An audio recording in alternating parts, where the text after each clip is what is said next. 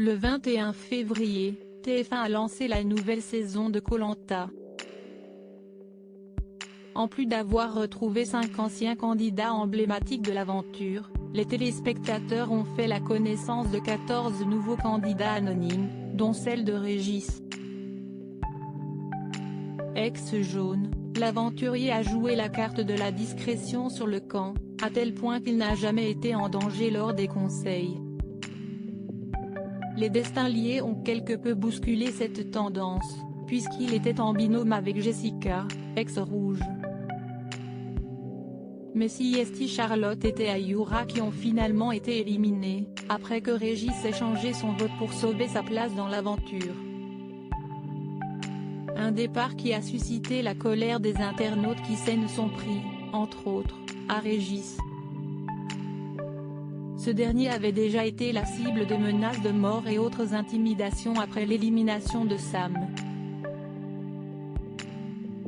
Face à ce bashing 2.0, Denis Brognard et la société de production Alp, Adventure Line Productions, étaient intervenus.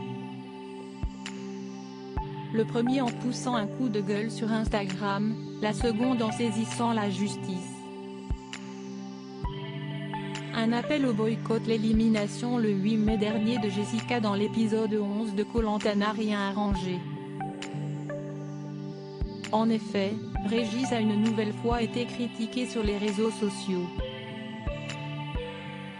Et l'enseigne Go Sport dans laquelle il travaillait a elle aussi été visée par les internautes, entre insultes, menaces de boycott et mauvaises notations sur la page Google du magasin. Face à ce déferlement de haine, l'enseigne a réagi le 9 mai dernier sur Twitter. Depuis hier soir, nous recevons de nombreux messages suite à la diffusion de l'émission Koh-Lanta et la participation de Régis. Il ne fait plus partie de nos équipes depuis plusieurs mois.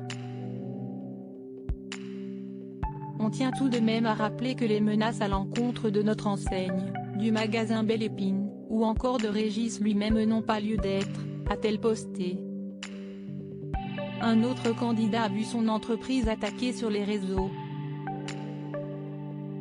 En effet, les restaurants d'Ahmad avaient été boycottés à cause de l'émission.